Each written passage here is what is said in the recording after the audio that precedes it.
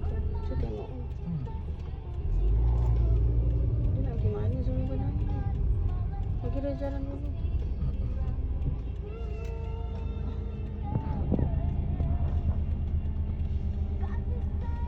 Specialist ke? Sedang mawar. Specialist lah.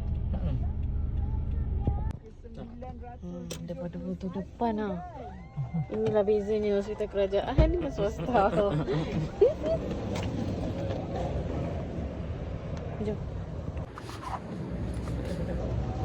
Mana? Sini ya?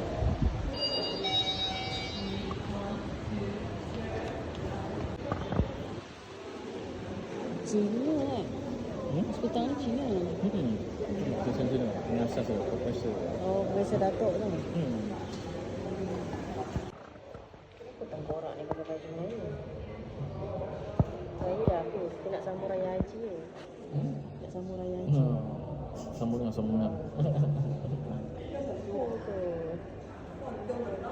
Kalau haus ada air. Seronok awak kat sini.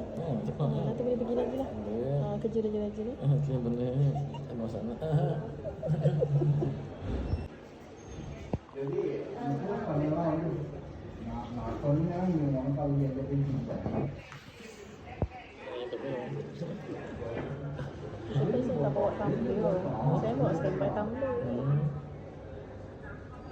Oh. Sedap lah. Aku ingat aku je jaga. Abang aku jaga ni. Haus lah. Padahal pun.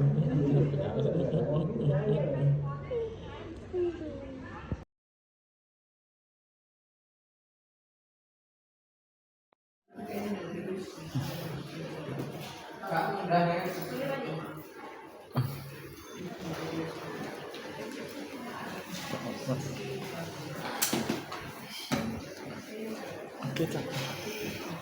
Sakit sikit. Tapi doktor kata alhamdulillah lah, doktor kata tak ada, tak apa sumbat. Semua okey, dua-dua cantik. Sakit sikit lah, macam gugut sikit. Saya masuk ubat. Kau ubat sekarang? Keadaan lain semua okey lah. Dia kata okey. Dia kata okey, tak usah. Mungkin lah. Cuma yang tu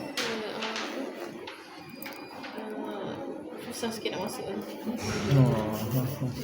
Tak pernah bersalin ya. Dia ketat sikit. Ni semua okey. Okey. Janji dah selesai ni.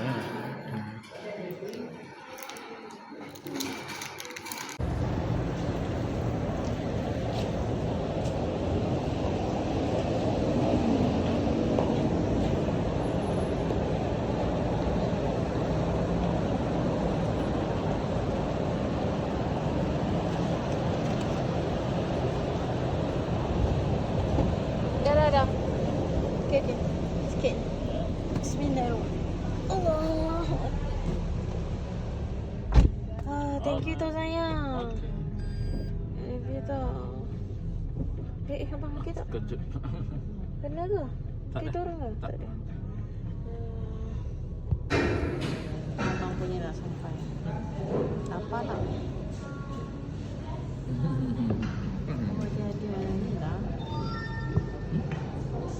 Ada cok. Patut lah. Biasa kan dia pakai cawan lain.